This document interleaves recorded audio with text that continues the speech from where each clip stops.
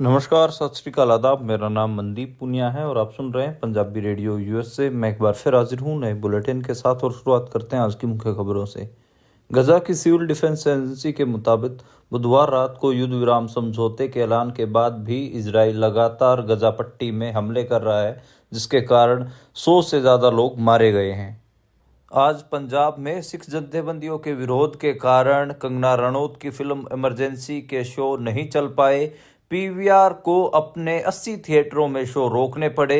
आज पूरे पंजाब में हर जिले में कंगना रनौत की इस फिल्म के खिलाफ प्रदर्शन हुए और इस फिल्म के विरोध की मुख्य वजह सिखों और पंजाब को इस फिल्म में गलत तरीके से दिखाना है। 3 साल पहले प्रधानमंत्री नरेंद्र मोदी को काले झंडे दिखाने वाले किसानों में से 25 किसानों के खिलाफ गिरफ्तारी वारंट जारी किए हैं। पुलिस ने हत्या की कोशिश जैसी धाराएं जोड़ी हैं। 3 साल पहले बिना कार्यक्रम किए लौटे प्रधानमंत्री नरेंद्र मोदी पंजाब से बैरंग लौट गए थे। खनौरी बॉर्डर पर भूख हड़ताल पर बैठे किसान नेता जगजीत सिंह डल्लेवाल को आज 53 दिन पूरे हो गए हैं। उनका 20 किलोग्राम से ज़्यादा वजन घट गया है और उनकी कई सारी मेडिकल रिपोर्टें भी क्रिटिकल आई हैं। इसके अलावा 101 किसान 21 जनवरी को दिल्ली के लिए कूच करेंगे और यह कूच शंभू बॉर्डर से होगा। ये थी आज की मुख्य खबरें। अब करते हैं इन खबरों का विश्लेषण और शुरुआत करते हैं पहली खबर से। पहली खबर इंटरनेशनल न्यूज़। आपको पता है कि इजराइल और गजा के बीच में जो समझौता हुआ है उसको लेकर पूरी दुनिया में बात हो रही है, लेकिन कुछ पॉइंट्स अभी भी निकल कर आ रहे हैं जिनसे कुछ संशय पैदा हो रहे हैं। गजा की सिविल डिफेंस एजेंसी ने बुधवार रात को लागू हुए युद्ध विराम समझौते के बाद ये बात कही है कि उसके बाद इजरायली हमलों के कारण 100 से ज़्यादा लोग मारे गए हैं। प्रवक्ता महबूब बसल ने बताया है कि 27 बच्चों और 31 महिलाओं समेत 101 लोग मारे गए हैं और 264 से ज़्यादा लोग घायल हुए हैं।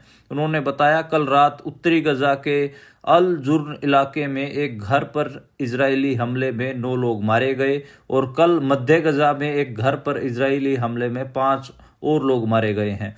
फलस्तीनी न्यूज़ एजेंसी वफा के मुताबिक शुक्रवार सुबह भी गाजा पट्टी के कई इलाकों में बमबारी रही। इजराइल और हमास के बीच बुधवार को सबसे पहले अमेरिका और कतर ने युद्ध विराम पर सहमति बनने की जानकारी दी थी।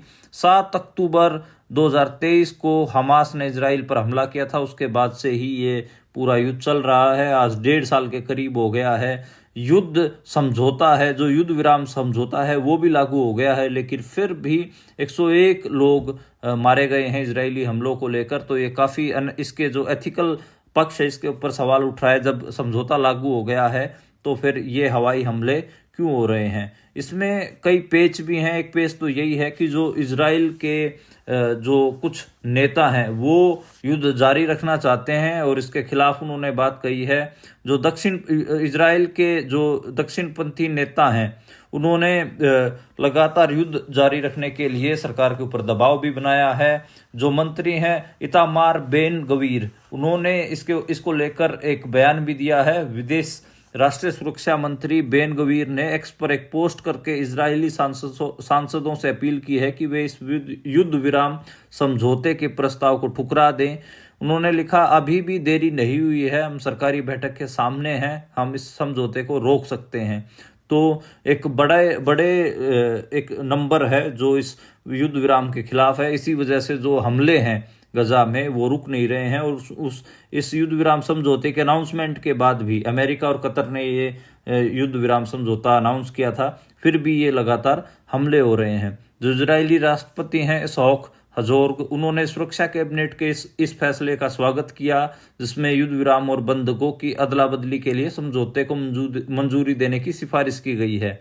और लेकिन उन्होंने कुछ इसमें जो चीज़ें हैं वो भी रखी। हरजोग ने एक्स पर एक पोस्ट लिखा है, उसमें कहा है कि यह राज्य और उसके नागरिकों के बीच सबसे उच्चतम समझौते को पूरा करने की दिशा में एक महत्वपूर्ण कदम है।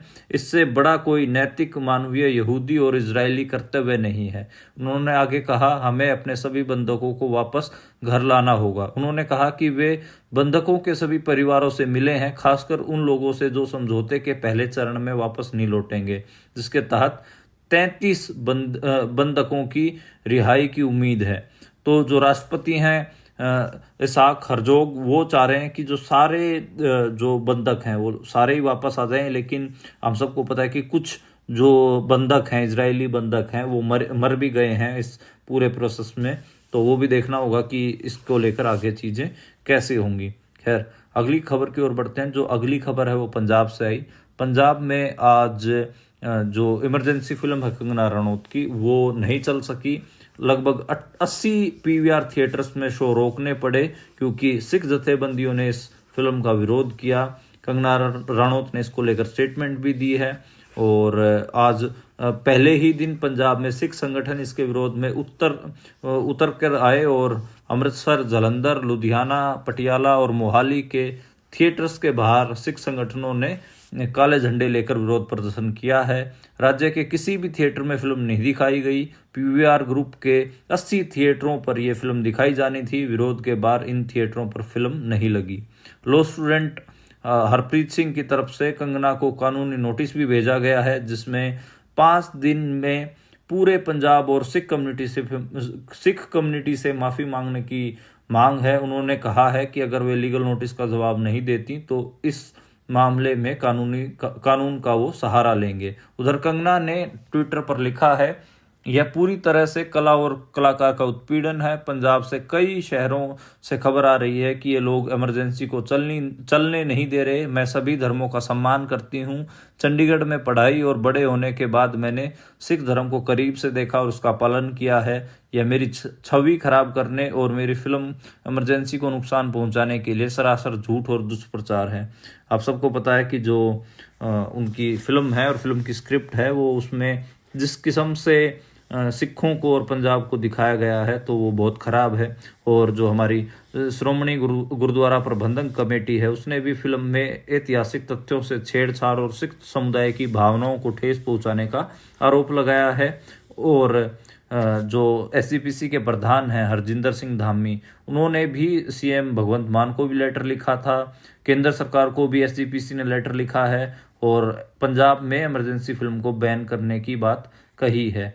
और इसमें विवाद क्या है? विवाद ये है कि साल 1975 की जो इमरजेंसी दिखाई है इस फिल्म में, उस 1975 के आपातकाल के दौरान सिखों और उनके संघर्षों को जैसा दिखाया गया है वो इतिहास से मेल नहीं खाता और सिखों की जो गलत छवि है वो बनाकर पेश की गई है। धामी का आरोप है कि फिल्म में सिखों के बलिदान और योगदान को नजरअंदाज किया गया, उन्हें नकारात्मक दिखाया गया। सिखों की भावनाओं का सम्मान करते हुए पंजाब में फिल्म रिलीज रोकी जाए।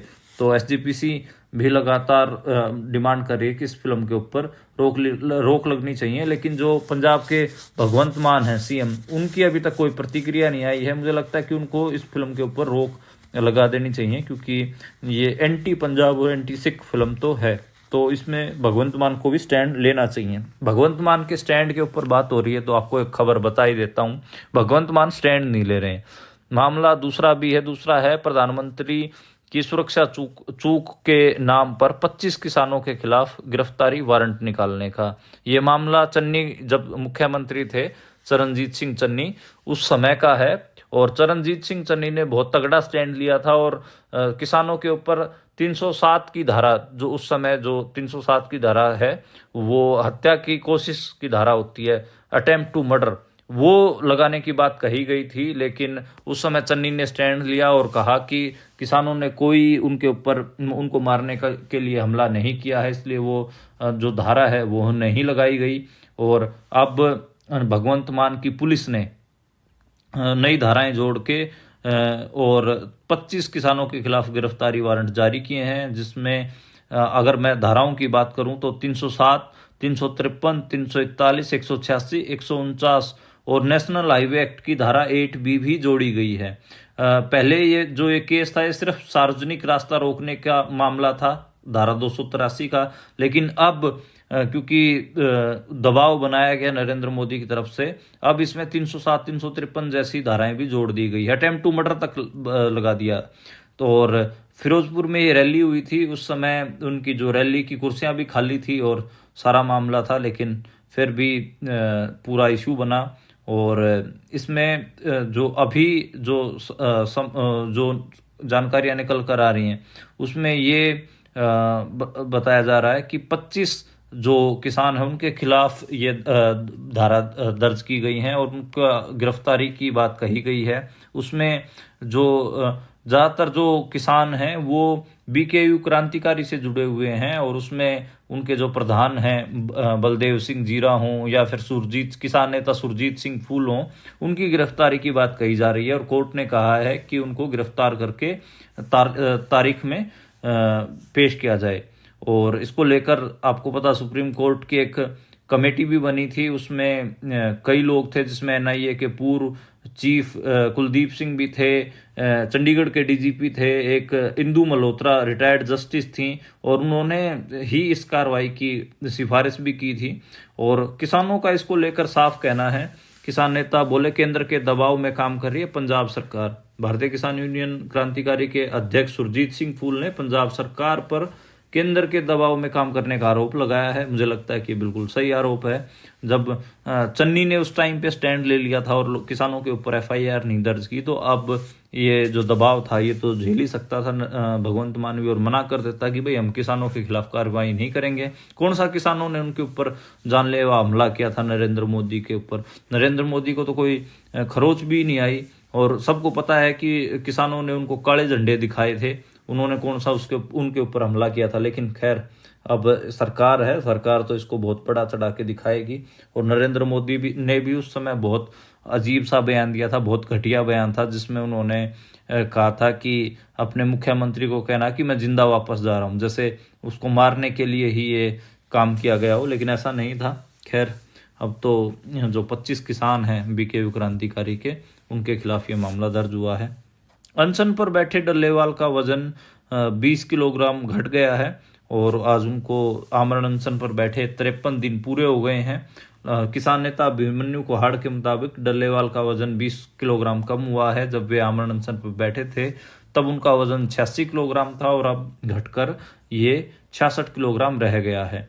और आज तीसरा दिन है डल्लेवाल के समर्थन में जो 111 लोग आमरण अनशन पर बैठे हैं, आज उनको भी तीसरा दिन है। तो ये मामला है। और दूसरा जो किसान है वो भी लगातार एक बात कह रहे हैं। अभिमन्यु कोहाड़ ने एक बात कही है कि जो सुप्रीम कोर्ट में रिपोर्टें पेश करके पंजाब सरकार कह रही है कि डल्लेवाल की जो तबीयत है वो स्टेबल है, वो स्टेबल नहीं है, बल्कि गलत रिपोर्टें वो पेश कर रही हैं, उनको काफ़ी दिक्कतें आ रही हैं।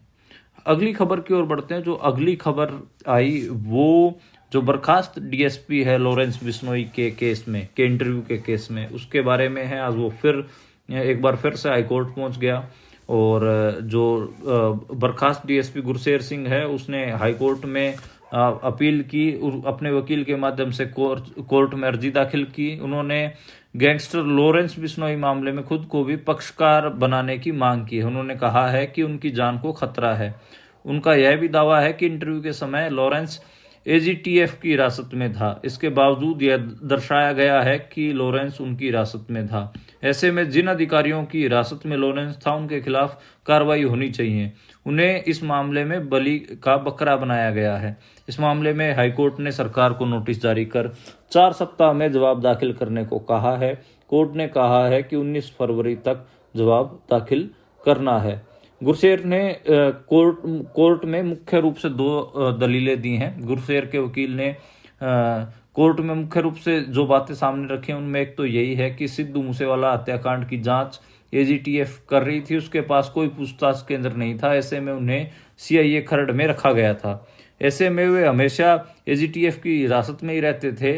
इसके बावजूद ये दिखाया गया कि लॉरेंस उनकी हिरासत में था, जो कि बिल्कुल झूठ है। गुरसेर सिंह का कैरियर शानदार रहा है, उन्हें सम्मानित किया जा चुका है, उनके प्रमोशन की भी तैयारी की जा रही थी, लेकिन इस मामले में उनका नाम आने के बाद उनके खिलाफ कार्रवाई की गई है। वकील ने बताया कि उन्होंने एक और अर्जी दाखिल की थी, जिसके बाद 2 कारण बताओ नोटिस जारी किए गए हैं। वहीं सरकारी वकील ने कहा है कि इस मामले में सरकार किस तरह जवाब दाखिल करे। उन्होंने कहा है कि हाई कोर्ट द्वारा गठित एसआईटी ने जांच के आदेश दिए थे। हाई कोर्ट ने कहा है कि संधू की अर्जी में उठाए गए सवाल जिनका जवाब दिया जाना चाहिए। तो एक हिसाब से जो गुरशेर हैं डीएसपी, उसने बड़े सवाल उठाए हैं और एजीटीएफ पे ही सवाल उठा दिए हैं कि ये तो लॉरेंस बिश्नोई तो उनकी हिरासत में था, मेरे को क्यों बलि का बकरा बनाया जा रहा है। देखो, जो इंटरव्यू हुआ है उसको थोड़ा मैं भी शक की नज़र से इसलिए देखता हूँ कि वो इंटरव्यू करने वाला पत्रकार कौन है, पहले तो वो भी समझना पड़ेगा। और वो जो पत्रकार हैं वो कहीं ना कहीं पटियाल है, और पटियाल हम सबको पता है कि एजेंसीज के साथ भी पूरी उसकी साठगांठ है। तो लोग भी पहले जो इंटरव्यू हुआ था उस टाइम पे भी हमारा कहना था कि ये जो इंटरव्यू है ये सिर्फ पुलिस तक का मामला नहीं है, इसमें सेंट्रल जो एजेंसीज हैं वो इन्वॉल्व हैं। तो गुरशेर की जो याचिका है इसमें मेरे को इस बात में तो दम लगता है कि सिर्फ उन्हीं को ही बलि का बकरा बनाया जा रहा है, जबकि इस मामले में बड़े प्लेयर्स और हैं जिन्होंने इंटरव्यू करवाया। तो और लोगों की जांच होनी चाहिए, बड़े प्लेयर्स को भी दबोचा जाना चाहिए, खाली उसी को ही बलि का बकरा ना बनाया जाना चाहिए। अब तो जो पंजाब सरकार का जवाब होगा उसके ऊपर डिपेंड करेगा। हमें भी इंतजार है इस केस में, जब अब अगली तारीख लगेगी तो क्या पंजाब सरकार इसमें जवाब देती है, तो वो जवाब मैं अब तक जरूर पहुंचाऊंगा। अगली खबर की ओर बढ़ते हैं। जो अगली खबर है वो अमृतपाल सिंह के बारे में है। अमृतपाल सिंह के खिलाफ उनकी चुनावी जो याचिका थी उसको लेकर जो उनके माता पिता हैं उनको नोटिस जारी किया गया था, लेकिन समन जारी किया गया था, लेकिन परिवार ने उसको लेने से मना कर दिया है। और इसको लेकर हाई कोर्ट ने अब नोटिस सर्व करने के लिए अन्य विकल्प तलाशने के लिए आदेश दिए हैं, जबकि याचिकाकर्ता के वकील ने कहा है कि अब समाचार पत्रों के जरिए नोटिस की पब्लिकेशन की जाएगी। अमृतपाल सिंह के खिलाफ विक्रमजीत सिंह ने हाई कोर्ट में चुनाव याचिका दायर की है। याचिका में आरोप लगाया है कि उन्होंने खडूर साहिब सीट से निर्दलीय उम्मीदवार के तौर पर चुनाव लड़ा था। अमृतपाल सिंह का घोषणा पत्र गुरुद्वारे से जारी किया गया था, इसे गलत करार दिया गया है। अमृतपाल सिंह के खिलाफ कोर्ट पहुंचे विक्रमजीत सिंह ने याचिका में आरोप लगाया है कि अमृतपाल सिंह ने नामांकन पत्र में कई अहम जानकारियां छिपाई हैं।